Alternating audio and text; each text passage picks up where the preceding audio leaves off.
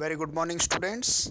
I am here to discuss chapter number 1, resource, from class 8th NCERT social science from geography section. In this video you will get a precise information related to resources, different type of resources. We are going to discuss about how a resource is known as resource by the role of their utility and by value, and then we will discuss about type of resources, natural resources, renewable and non-renewable resources. Then we will going to discuss human made resources and what is the role of human made resources in our life, and what do you mean by sustainable development, then why it is essential to conserve resources. And the last of the video we will going to discuss the given exercise from your book. So hope you enjoy this video. Let's start. In the first paragraph, when you going through the first paragraph from the chapter, you will see that a conversation going between Mona and Raju while helping Amma to cleaning their house. Look at all these things: clothes, utensils, food grains, combs, these bottles of honey, books. Each of these has a use, said Mona. तो यहाँ बातचीत चल रही है प्यारे बच्चों. मोना और राजू अम्मा की मदद कर रहे हैं घर को सफाई करने में. बशर्ते अभी दिवाली का टाइम आने वाला है, आप लोग भी घर में इस तरीके की मदद करते होंगे. Each of this has use, said Mona, that is why they are important. तो वो पूछता है कि ये भाई ये सारी चीज़ें हैं, क्लॉथ्स है, यूटेंसिल्स है, फूड ग्रेन्स है, इनका कोई यूज़ है क्या, ये क्या है. So that is why they are important, said अम्मा. These are resources. तो अम्मा क्या कहती है, these are resources because they are valuable. So question यहाँ पर आता है कि what is a resource. Resource होता क्या है, वॉज राजूज क्वेश्चन टू अम्मा. तो अम्मा कहती है, anything that can be use to satisfy a need of a resource. Anything that can be use to satisfy a need is a resource. यानी कि यहाँ पर हम इसको डिफाइन कर सकते हैं कि एक रिसोर्स क्या होता है. वी नीड एनीथिंग, हमें किसी चीज़ की ज़रूरत है, और वह ज़रूरत जो है, the requirement is fulfil by which mean, वो कैसे पूरी होगी, वो कैसे पूरी होगी, by the role of resource. अम्मा ने ये बताया. Look around you, observe. You will able to identify many things of resources: the water you drink when you are thirsty, and the electricity you use in your houses, the rickshaw you use to get home from your school, the textbook you use to study. All are resources. Your father had prepared a tasty snacks for you. The fresh vegetables he has used are also a resource. तो प्यारे बच्चों, यहाँ पर हम बात कर रहे हैं, मतलब जो भी चीज़ें, all things around us which fulfil our desires, which fulfil our requirements, they are the forms of resources. यानी कि वो कोई भी चीज़ हमें ज़रूरत है. मुझे फर्नीचर की ज़रूरत है, मुझे फर्नीचर कहाँ से मिलेगा, फर्नीचर कहाँ से बनेगा, वुड से बनेगा. वुड कहाँ से आएगा, फॉरेस्ट से आएगा. तो फॉरेस्ट क्या है, नेचुरल रिसोर्स है. फॉरेस्ट से क्या आया, लॉग्स आए, लट्ठे आए, वहाँ से वुड को किया. अब उस वुड को हमने क्या किया, उसमें दो चीज़ों का मेन रोल होता है. उसका यूटिलिटी क्या है. एक रिसोर्स को रिसोर्स कब कहेंगे, नॉट एवरीथिंग इज़ अवेलेबल. हम सड़क पे चल रहे हैं, बहुत सारी चीज़ें हैं, बट जब तक उसकी यूटिलिटी नहीं है और उसकी वैल्यू नहीं है, तब तक वो रिसोर्स नहीं है. तो अब ये सोचिए कि किसी चीज़ की यूटिलिटी और वैल्यू कब डिफ़ाइन होती है. किसी चीज़ की यूटिलिटी मतलब उसकी उपयोगिता, और उसकी कीमत जब बनती है, मतलब क्या किफ़ायत होगी उसकी, क्या काम में लिया जाएगा, ये सब चीज़ें जब डिफ़ाइन हो जाती हैं तो कोई चीज़ क्या हो जाती है, it is known as resource. उसे रिसोर्स कहा जाता है. Next, water, electricity, rickshaw, vegetables and textbooks have something in common. They all have been used by you and they having utility. बहुत सारी चीज़ें हैं, यहाँ जिक्र उनका कर रहे हैं हम। पानी है, बिजली है, रिक्शा है, वेजिटेबल्स है, टेक्स्ट बुक्स है, बहुत सारी चीज़ें हैं। सबकी अपनी क्या है, उपयोगिता है, यूटिलिटी है। सो यूटिलिटी और usability is what makes an object और सब्सटेंस ए रिसोर्स। तो माय डियर स्टूडेंट्स, यहाँ पर किसी चीज़ को रिसोर्स कब बनाया जाता है, कब वह बनता है, तो वो ज़रूरत किसकी है, वो ज़रूरत होती है उसकी यूटिलिटी की या यूजेबिलिटी, मतलब उपयोगिता क्या है। अगर एक पत्थर राह चलते एक पत्थर आपसे टकरा रहा है, आप उसको ठोकर मार के चल रहे हैं, चला गया, कोई दूसरा व्यक्ति आया, उसने उसको देखा, he know about the metals, वो जियोलॉजिस्ट है, उसको पता है, know this is not a black stone, this is a part of type of coal, तो उसको पता है वो कोयला है, वो उसको लेगा, उसकी यूटिलिटी है, वो उसको तोड़ेगा, उसको काम में लेगा, बर्निंग के काम में ले सकता है, तो उसकी यूटिलिटी है। एक लकड़ी पड़ी हुई है, आपके लिए कोई यूटिलिटी नहीं है। एक फार्मर आता है या कोई ब्लैक कॉलर जॉब का आता है, कोई भी आकर उस लकड़ी को ले जाएगा, एज ए फ्यूल काम में लेगा, तो वो उसका क्या हो गया, रिसोर्स हो गया। The wood become a resource, क्या हो गया, फ्यूल रिसोर्स हो गया, फ्यूल का as a fuel he is using as a fuel, तो उसकी क्या हो गई, यूटिलिटी हो गई, मतलब किस रूप में वह उसको काम में ले रहा है। How does something become a resource, Raju now wanted to know. अब राजू ये जानना चाहता है कि किस तरीके से कोई चीज़ रिसोर्स बन जाती है। अम्मा टोल्ड, अम्मा कहती है, the childrens that things become resources only when they have a value. कोई भी चीज़ रिसोर्स कब बनती है, जब उसके कुछ वैल्यू होगा, उसका कुछ मान होगा, उसका कुछ मूल्य होगा। इट्स यूज़ और यूटिलिटी गिव्स इट्स वैल्यू, तो उसका यूज़, उपयोगिता ही उसका क्या है, उसका मान या मूल्य बढ़ाता है। All resources have some value said अम्मा। तो वैल्यू का मतलब क्या होता है, वैल्यू का मतलब है कीमत, उसकी मूल्यवानता। वैल्यू मीन्स द वर्थ, किफ़ायत, वो क्या काम आता है। Some resources have economic value, तो वैल्यू उसको हम किस में मेजर करते हैं, it is a part of economics. So economic value some do not, some do not. For example, metals have an economic value as beautiful landscape may not. तो ये बहुत सारी चीज़ें हैं डियर स्टूडेंट्स यहाँ पर कि किस तरीके से हम किसी चीज़ को जज करें कि मेटल्स हैं, कि metals are the part of minerals, minerals come in the category of mineral resources and we know that minerals have their economic value, minerals की अपनी इकोनॉमिक वैल्यू होती है।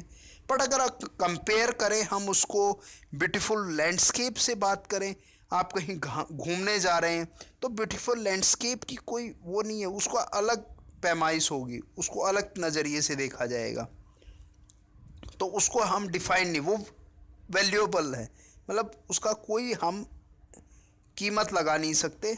जिस तरीके से घर में हमारी मदर काम करती है, हम काम करते हैं, तो उस पावर रिसोर्स का कुछ वैल्यू है क्या, वो तो काम है, पर बाकी चीज़ अगर हम वही काम अगर बाहर से कोई व्यक्ति आकर करता है हमारे घर में तो उसको पेमेंट देते हैं तो वो उसका वैल्यू है। सो कई ऐसी बहुत सारी चीज़ें होती हैं जो उनका इकोनॉमिक वैल्यू नहीं होती है पर वो ज़रूरी भी होते हैं। But both things are important and satisfy human, पर ये दोनों चीज़ें ही ज़रूरत है कि मानव की आवश्यकताओं को संतुष्ट किया जा सकते, सेटिस्फाई ह्यूमन नीड्स, उन ज़रूरतों को पूरा करने के लिए इसकी आवश्यकता है। तो इस पैराग्राफ में हमने दो चीज़ों को बहुत बारीकी से जाना। सबसे पहले एक रिसोर्स क्या है, रिसोर्स क्या है, anything that can be use to satisfy need, जो हमारी ज़रूरत को पूरा कर रहा है वही क्या है, it is known as resource.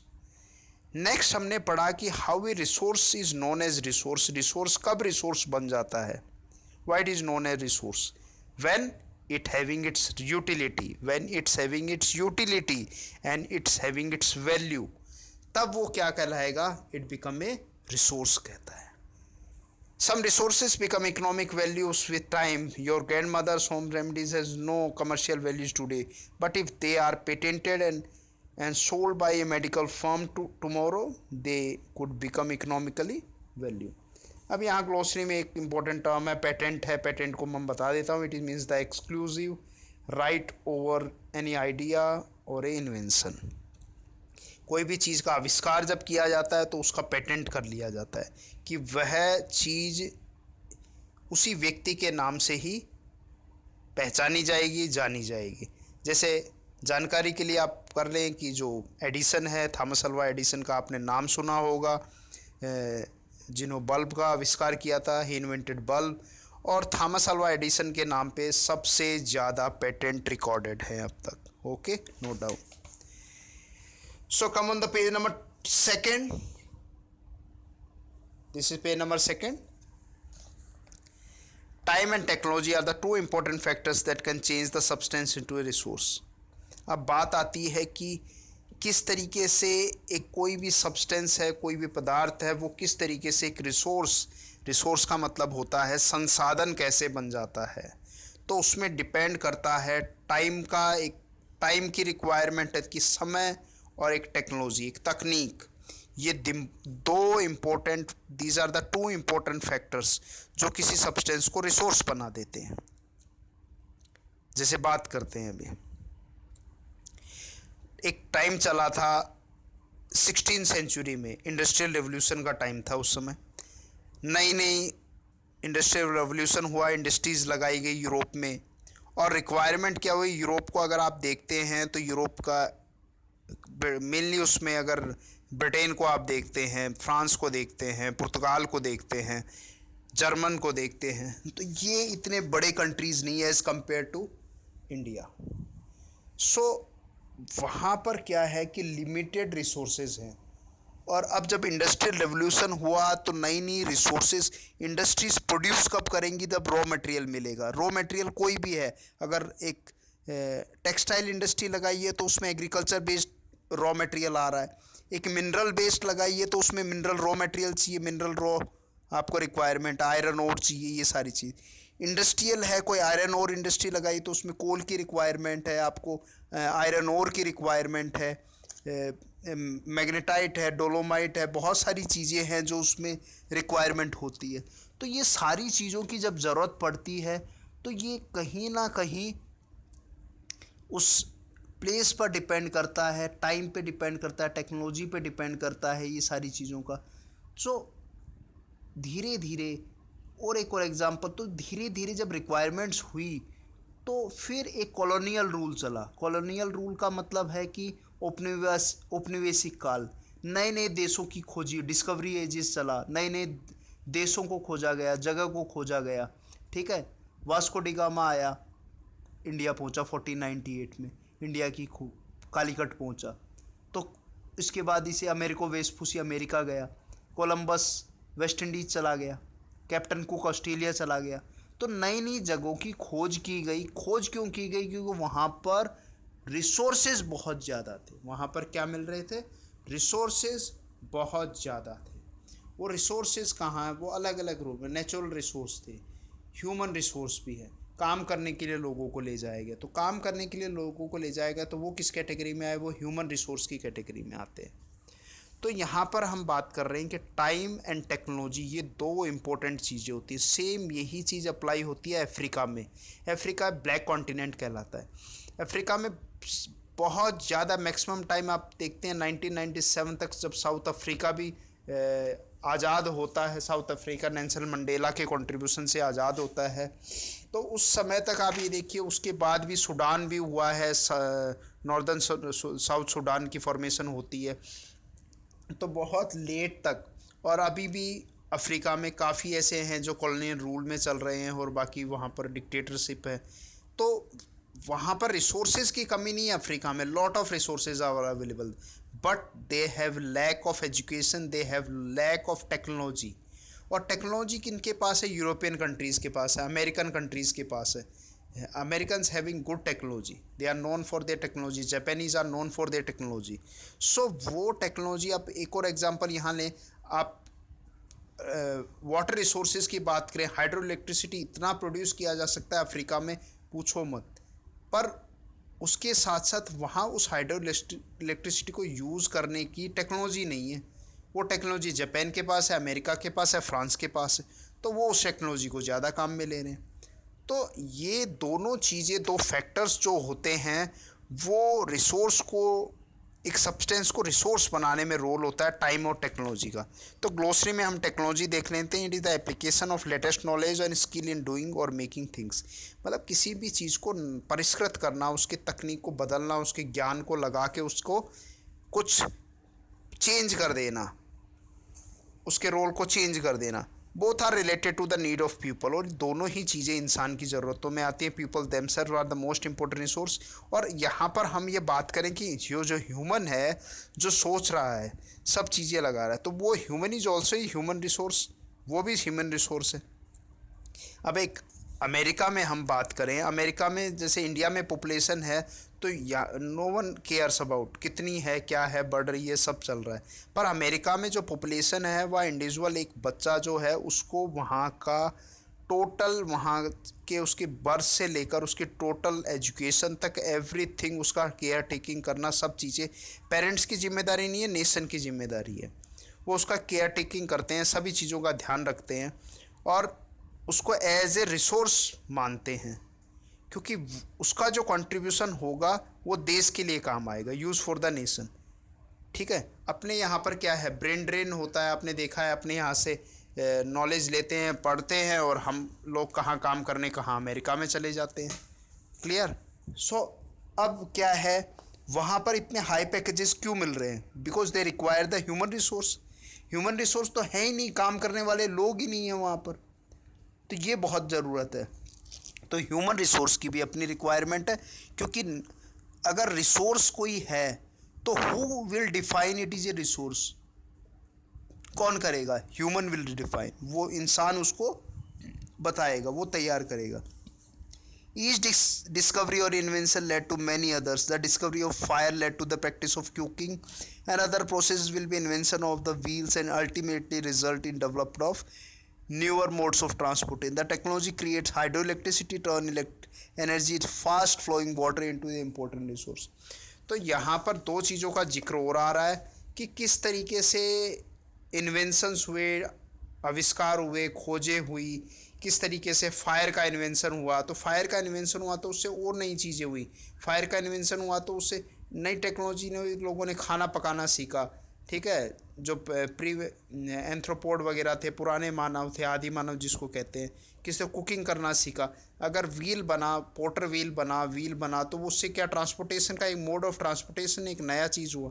तो कहने का मतलब है धीरे धीरे, तो ये क्या है, फायर की डिस्कवरी है, व्हील की फॉर्मेशन है। So these all are the part of technology.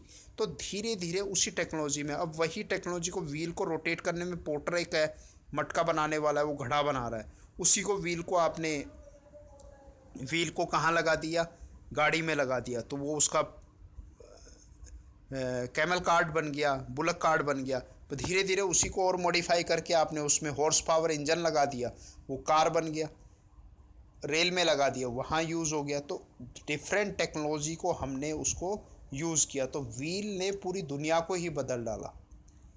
Next अपन बात कर रहे हैं, हाइड्रो इलेक्ट्रिसिटी की बात कर रहे हैं। हाइड्रो इलेक्ट्रिसिटी भी क्या है, ये भी एक रिसोर्स है भाई। जिनके पास पानी है, पर पानी से बिजली बनाना कितने जानते हैं, ये टेक्नोलॉजी पे डिपेंड करता है।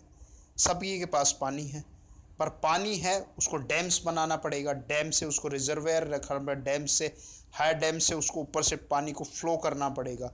ठीक है। वहाँ से वो टरबाइन बनाने पड़ेंगे, टरबाइंस पे जब वाटर गिरेगा तो टरबाइन से फिर जनरेटर अटैच होंगे, जनरेटर अटैच होंगे तो टरबाइन जब रोटेट करेंगे तो फिर हाइड्रो इलेक्ट्रिसिटी जनरेट होगी।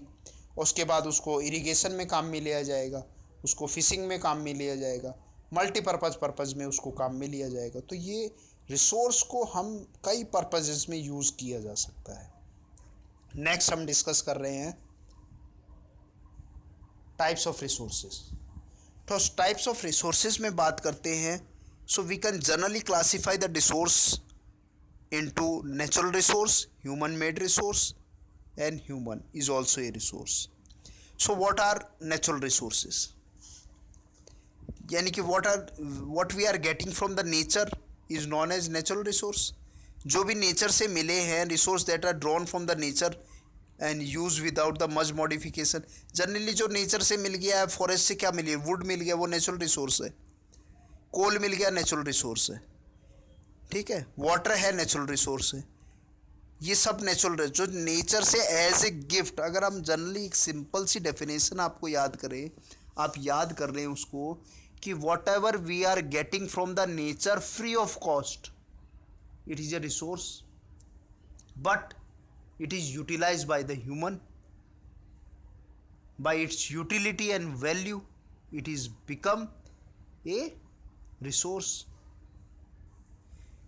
So there are the given examples also. The air we breathe is also a resource, water is also a resource, water is available in the rivers, many lakes.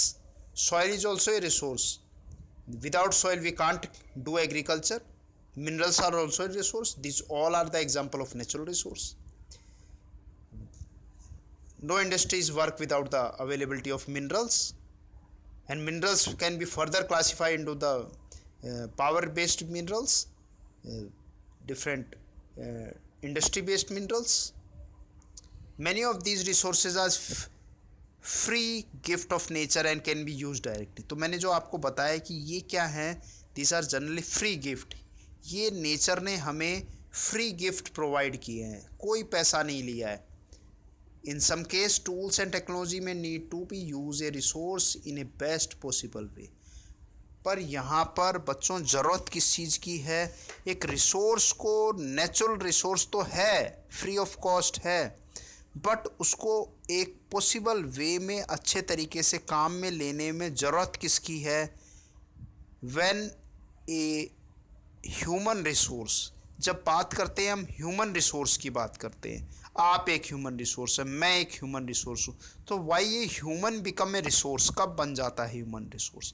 Bye the education, proper education. तो education के basis पे भी अब आप देखो uneducated persons क्या कर रहे हैं, वो भी जॉब ही कर रहे हैं, बट वो कैसा कर रहा है? अनस्किल. वो किस कैटेगरी में आ रहा है? अनस्किल लेबर में आ रहा है. एक स्किल लेबर्ड होते हैं, स्किल लेबर होगा उसका सैलरी अलग होगा, अनस्किल लेबर का अलग सैलरी होगा, वो लेबर कहलाएगा. सिमिलर वे, तो इसीलिए role of education, the education modify a human into a best human resource. So इसीलिए शिक्षा की ज़रूरत है, लोगों को शिक्षित किया जाता है टेक्नोलॉजी, क्योंकि एजुकेशन यहीं से तो इंटेलिजेंस डेवलप होता है, और इंटेलिजेंस होगा तो टेक्नोलॉजी डेवलप होगी. Natural resource can be broadly categorise into renewable and non renewable resources में, फिर उसको कैटेगराइज कर देते हैं. तो सिंपल सा यहाँ पर है, एक डेफिनेशन आती है, what do you mean by renewable resources. तो simple definition, which can be renewed और रीप्लेनिश क्विकली, मतलब जिनको बार बार पुनः चक्रित किया जा सके, बार बार काम में लिया जा सके. तो बार बार कैसी चीज़ें होंगी? जैसे भाई नेचर से जो फ्री ऑफ कॉस्ट मिली है, नेचर से क्या मिला है भाई आपको? सोलर एनर्जी है, सन है, सोलर एनर्जी है, which can be use and again. Wind energy use and again. Forest are available, soil is available, water is available, also renewable resource. But यहाँ पर अगर वाटर को हम क्या करेंगे, वाइजली यूज़ नहीं करेंगे, तो वाटर क्या हो जाएगा? ड्राई अप हो जाएगा, ख़त्म हो जाएगा. तो यहाँ पर कुछ ऐसे रिसोर्सेज हैं जो they are available unlimited, but यहाँ वाटर की बात करें, water seem to be unlimited renewable resource, but shortage and drying of natural water resource is a major problem in many part of the world today. तो अगर conservation नहीं करेंगे, उसका wise use नहीं करेंगे, जस्टिफाई यूज़ नहीं करेंगे, तो आने वाले टाइम में पानी तो क्या ख़त्म हो जाएगा. तो उसका एक प्रॉपर प्रोसीजर है. तो resources, some resources are unlimited, solar energy is unlimited, wind energy is unlimited. Next, non renewable resources.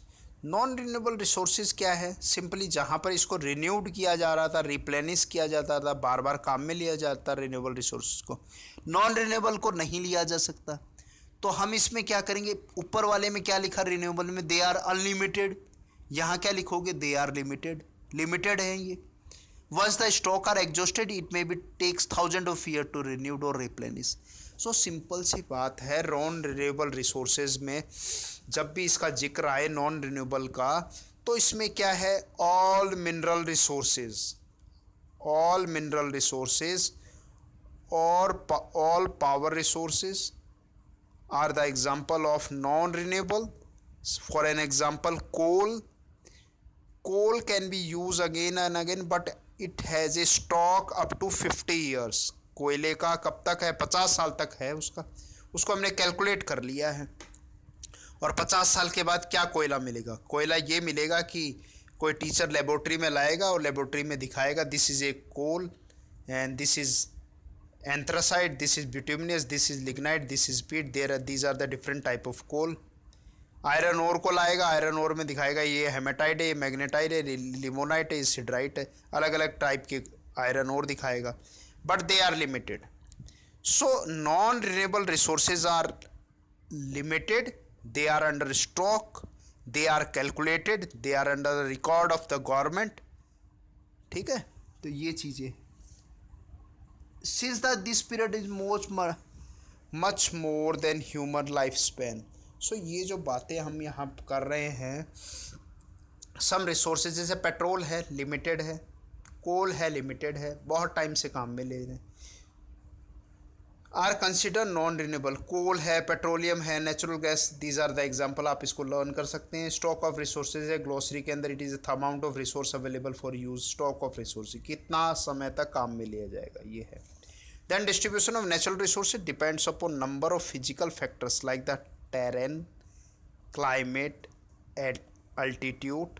The distribution of resources is unequal because of these factors differ so much over the earth. So last में question और पूछा गया है आप लोगों से कि what are the reason behind the uneven distribution of the resources, कि इस अर्थ पर uneven distribution क्यों है. तो uneven distribution क्या है, because the physical features are not same. Physical features का मतलब है यहाँ माउंटेन्स हैं, प्लेन्स हैं, प्लेट्यू हैं, ये कोई इक्वली डिस्ट्रीब्यूटेड हैं क्या अर्थ पे. कहीं हाइड्रोस्फीयर बहुत ज़्यादा है, कहीं लैंड स्फीयर. क्या है, हाइड्रोस्फीयर देखें तो 71% हाइड्रोस्फीयर है, 29% लैंड है. तो लैंड जो रिसोर्सेज है उनका डिस्ट्रीब्यूशन अनइवन है, हर जगह रिसोर्सेज हैं. तो ये अनइवन डिस्ट्रीब्यूशन किसका है, फिजिकल फीचर्स का. टेरेन अलग हैं, टेरेन मतलब ऊंच नीच, ऊंचावच, माउंटेन, प्लेन, प्लेट्यू, ये टेरेन हो गए. क्लाइमेट अलग अलग है, एल्टीट्यूड, ऊंचाई, हाइट अलग अलग है. तो सभी हाइट ऐसा थोड़ी है कि ओशन डेप्थ में भी मिल रहे हैं रिसोर्सेज, वहाँ भी रिसोर्सेज हैं. मिनरल ऑयल आपका कॉन्टिनेंटल शेल्फ से निकाला जाता है, वहाँ भी रिसोर्सेज मिल रहे हैं, सेडिमेंट्री रॉक से निकाला जाता है. Then the distribution of resources are uneven because these factors are differ so much over the. तो ये सारे फैक्टर्स जो हैं, टेरेन है, क्लाइमेट है, एल्टीट्यूड है, फिजिकल फैक्टर्स हैं, ये बहुत सारी चीज़ें हैं जिनका अनइवन डिस्ट्रीब्यूशन है. इसलिए that's why the resources are also unevenly distributed. Clear. Next हम पढ़ रहे हैं ह्यूमन मेड रिसोर्स. अब natural resources whatever the provided by the nature as a free of cost, these are known as natural resources. Examples हमने पढ़ लिए, solar energy, wind energy, water is there, we are making hydro electricity, then soil is also a resource, minerals are also a resource. So then we categorize them in renewable and non-renewable resources पढ़े. अब हम पढ़ रहे हैं human made resource. So sometime human made resource क्या है, whatever go through your surrounding, आप जो भी देख रहे हैं, the houses are there, the hospitals are there, schools are there, temples are there, roads are there, means of transportation are there, these are all are the result of human made resource. ये किसने, इंसान ने ही तो बनाए. sometime natural substances become resource only when their original forms has been changed. तो इसने यहाँ बताया कि नेचुरल रिसोर्स कोई चीज़ है, भाई कोयला है या लकड़ी है, जंगल में पेड़ था, तो जंगल में पेड़ था तो पेड़ से फर्नीचर तो नहीं बना, उसमें फर्नीचर तो नहीं लगता. फर्नीचर किसने बनाया, ह्यूमन ने बनाया. क्लियर. आयरन ओर कहाँ था, माइंस में अवेलेबल था, खानों में था, वहाँ से उसको निकाला, फैक्ट्री में ले गए, उसको रोट आयरन बनाया, पिग आयरन बनाया, उसके बाद उसको अलग अलग वायर्स में कन्वर्ट किया, इलेक्ट्रिसिटी पर्पस भी यूज़ हो गया, फिर वो इलेक्ट्रिसिटी इक्विपमेंट्स में काम में आ गया. एल्युमिनियम अलग है, कॉपर अलग है, जिंक अलग है, माइका अलग है, टंगस्टन अलग है, बहुत सारे मिनरल्स हो गए. तो ये क्या है, उनको फॉर्म्स किसने दिया, ह्यूमन ने दिया. तो that's why they are known as human made resource. So इनमें क्या होता है, जैसे ह्यूमन मेड रिसोर्स होता है, एक तो उसकी फॉर्म बदल जाती है, ओरिजिनल फॉर्म से चेंज आ जाता है, उसकी वैल्यू बढ़ जाती है. So peoples use natural resources to make buildings, bridges, road, machinery, vehicles, ये सारी चीज़ें अभी मैंने आपको बता दी। सो इसमें सबसे ज़रूरी चीज़ है कि technology also human made resource. तो बाद में अपन शुरू में पढ़ना था, time and technology has a important factors जो रिसोर्स को, सब्सटेंस को रिसोर्स बनाते हैं। सो यहाँ पर आप नोट कर लें कि technology also a result of human, कि टेक्नोलॉजी भी कब आई है, when human become human resource by the role of education. जब शिक्षित हुआ तो वो पढ़ा लिखा तो किसी चीज़ को सोचने लगा, तो वो सोचना, बेस्ट सोचना क्या है, it is a part of technology, वो वहीं से शुरू हुआ। So peoples like us use natural resources to make human-made resources, said Mona, nodding in understanding. Yes, said Raju. तो वो सब बच्चे समझ गए कि किस तरीके से human is also a resource. That human resource को हम देख रहे हैं, pupils can make the best use of nature to create more resources when they have the knowledge, skill. तो इंसान, मैंने क्या बताया, अफ्रीका में बहुत सारे रिसोर्सेज हैं। सो यहाँ पर रिकॉर्डेड नहीं है, कुछ पोटेंशियल रिसोर्स है, मतलब जिनको हम यूज़ कर सकते हैं, पोटेंशियल रिसोर्स। तो अमेरिका वालों के लिए वहाँ के रिसोर्स, अमेरिका अफ्रीका जाएगा तो उनके लिए पोटेंशियलिटी है, वो उसको काम में ले जानता है। अफ्रीका को नॉलेज नहीं है उसके बारे में कि उसके पास इतने सारे रिसोर्सेज हैं। अपने यहाँ पर भी जब फॉरेनर्स आते थे, बहुत सारी चीज़ों को निकाला, वो नहीं जानते थे। वहाँ के जो लोग हैं वो तो एज ए लेबर काम कर रहे हैं, गोल्ड माइंस है वहाँ पर अफ्रीका के अंदर। ऑस्ट्रेलिया में चली जाइए, कुलगाड़ी में अपने गोल्ड माइंस हैं, डायमंड माइंस है, वहाँ के लोगों को पता नहीं है, एज ए लेबर काम कर रहे हैं। पर टेक्नोलॉजी किसकी है, फॉरेन कंट्री, यूरोपियंस की, अमेरिकन्स की है, जापानीज़ की टेक्नोलॉजी है। सो यहाँ पर आप याद करेंगे कि people can make the best use of nature by create more resources when they have the knowledge and skill. जब उनकी क्या होगी, नॉलेज होगी, स्किल होगी, तो वो इस चीज़ को काम में ले सकेगा। डू यू नो में आप इसको रिमेंबर करेंगे, यहाँ पर क्या लिखा है, ह्यूमन रिसोर्स की डेफिनेशन दी है। Human resource refers the number, quantity and abilities mental and physical of the people. Human resource क्या होगा, इंसानों की संख्या है, मतलब जनसंख्या, जो population is a part of human resource, याद रखना।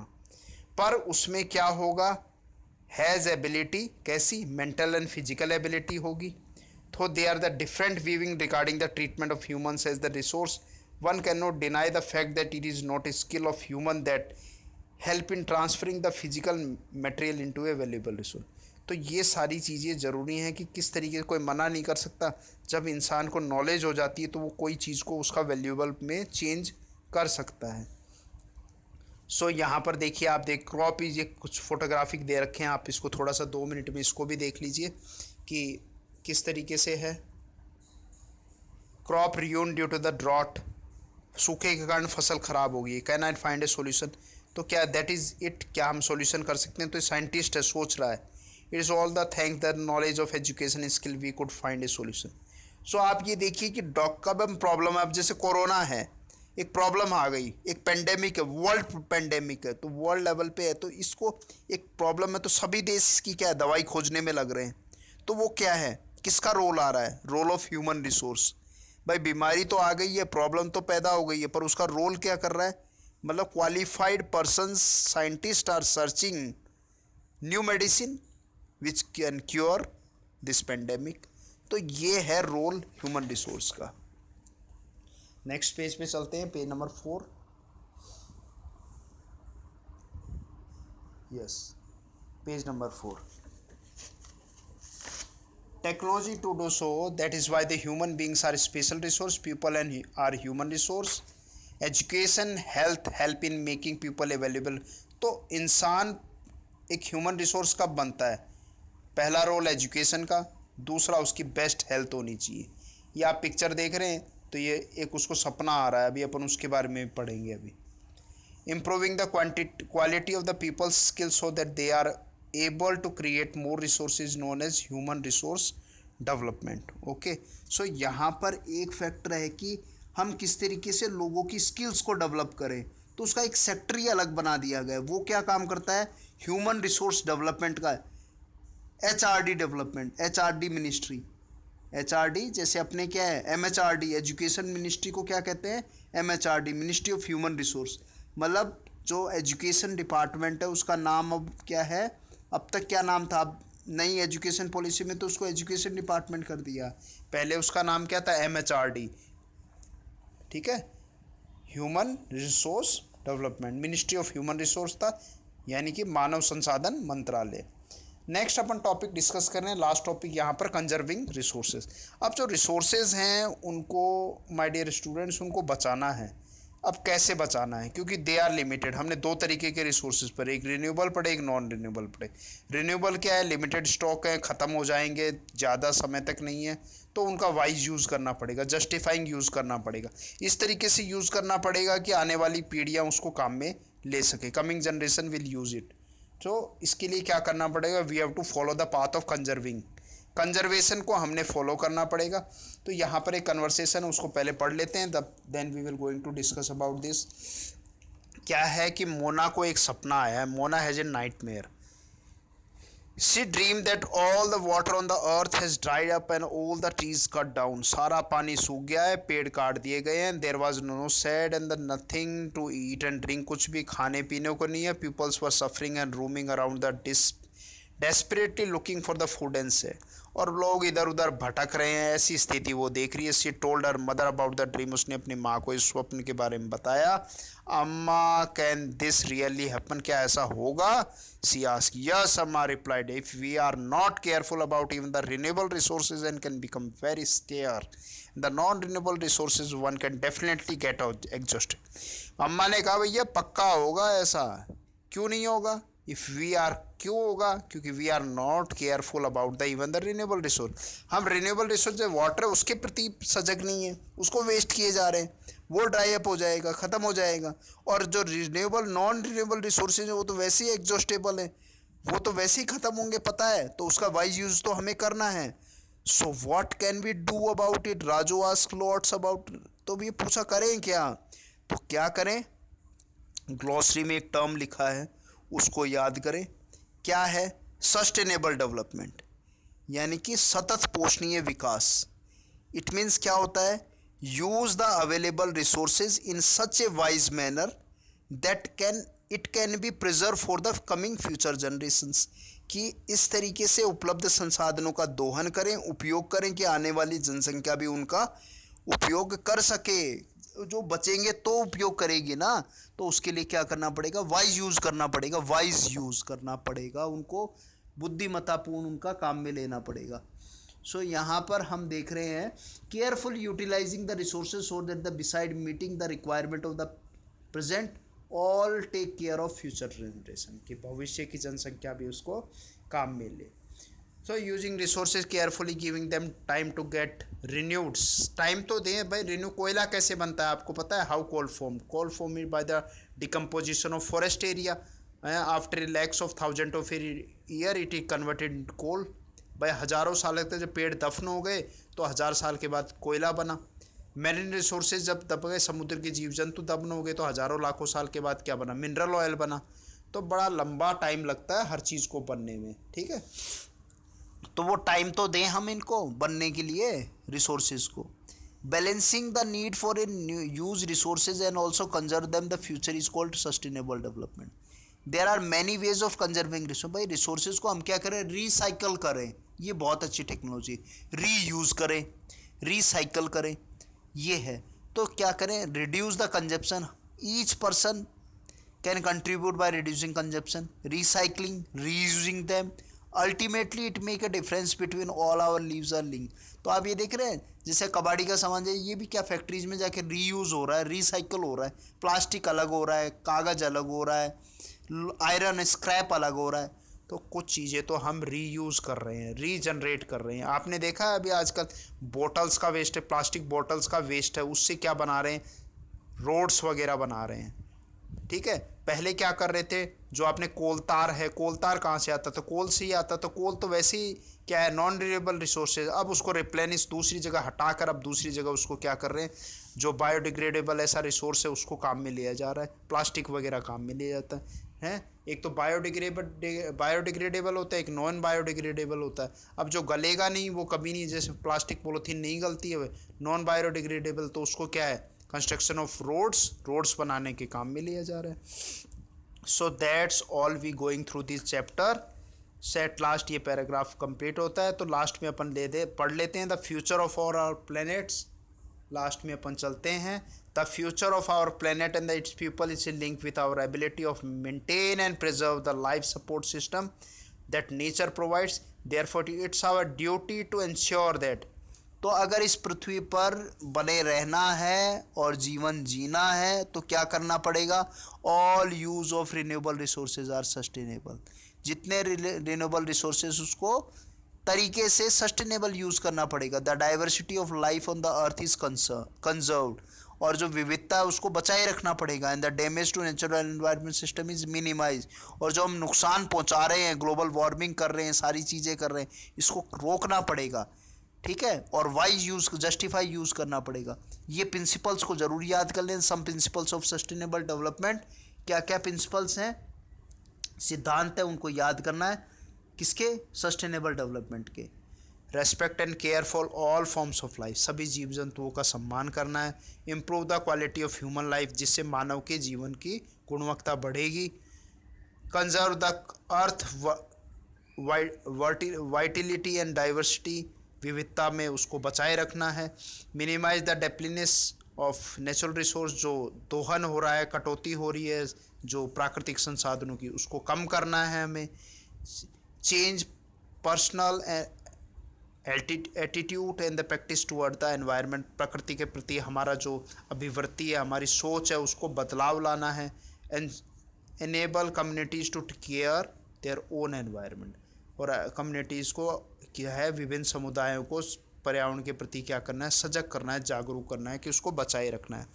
सो at last we are going in the conclusion we are going to discuss the given exercises. They are the questions given. अभी इन पे बात करते हैं, क्या क्वेश्चंस दिए गए हैं। Answer the following question. Why are the resources distributed unequally, मैंने पहले भी बात की थी। The resources are distributed unequally because the variation in the terrain, climate and altitude. There is an uneven distribution of the landscape on the earth. That's why the resources are also unevenly distributed. What is a resource conservation? The available resources can be used wisely, that can be used for future. So this is resource conservation. We are away from their wasting, just preserve them and use them systematically. It is resource conservation. Why are the human resource important? Human resource are important because a resource when a resource become resource by the role of human resource, because the human is the founder or the birth of resources, कि जो human है वही क्या है, संसाधनों का जनक है, वो उसी ने उसको बनाया है। ये रिसोर्स को, रिसोर्स किसने बनाया है? By the role of human. तो ह्यूमन रिसोर्स कहते हैं by the skill, by the education. What is a sustainable development?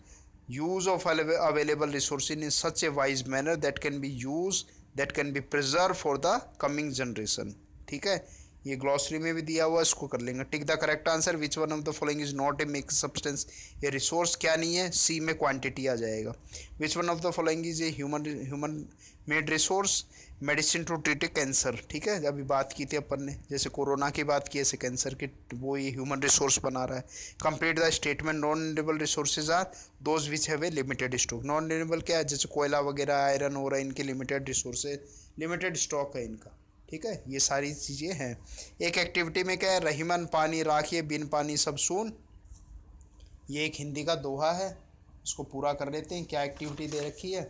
उसके बाद है पानी गया ना उभरे, माटी मानुष चून। यानी कि रहीम जी का एक दोहा बताया कि water is useful, water as there is nothing without water, pearl, swan and drought can not exist. तो ये these lines were written by the poet Abdul Rahim Khan Khana के द्वारा लिखाई गई थी, जो अकबर के दरबार में एक महान कवि हुआ करते थे। Which kind of resource in the poet referring? तो यहाँ पर आपको 100 शब्दों में लिखना है कि वो कौन सा रिसोर्स है जो ख़त्म होने वाला है। तो रहीम खाना है discussing about the importance of water resource. Water resource के बारे में बात कर रहे हैं। और वाटर रिसोर्स का क्या है? वाटर रिसोर्स में हम वाटर की बात कर रहे हैं, और वाटर का हमने यूज़ देखा, वाटर कि नो लाइफ विदाउट वाटर। कि the life on the earth is possible by the presence of oxygen and the water, availability of water. और वाटर्स का ही फिर यूज़ अलग अलग पर्पज़ में अपने we are making dams and we are producing hydro electricity. So आप इसको लिख सकते हैं. और we are day by day are we are if we are not conserving the available resources, water resources, they are we are misusing them, we are wasting it. So in the coming days the water become exhaust.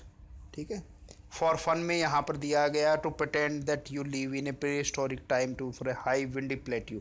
आप pre historic time प्राग ऐतिहासिक काल में एक high windy plateau में रह रहे हैं जब बहुत तेज हवा चलती है, इसे पठार पे रह रहे हैं.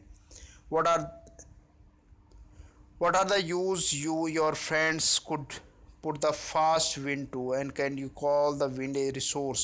तो अब ये बताया कि अगर आपको हाई विंडी प्लेट्यू पे तो आप क्या वहाँ विंड का यूज़ करेंगे.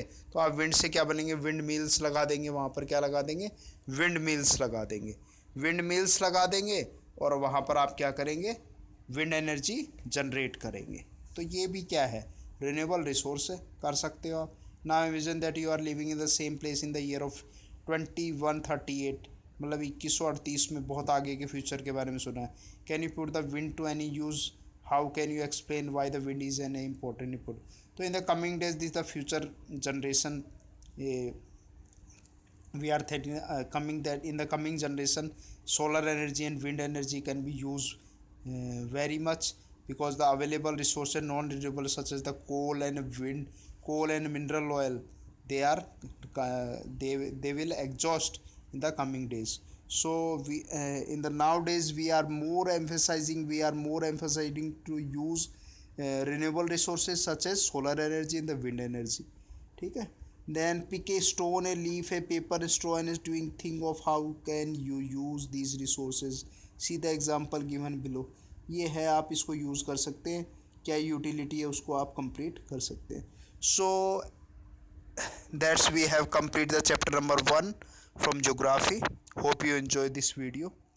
So at last जो प्रॉब्लम्स हैं share in the comment box. What are your questions regarding me. कुछ समझ आया, नहीं आया, क्या है, कैसे है, give me your comment. share this video more, like it and don't forget to subscribe my channel. जय हिंद, नमस्कार.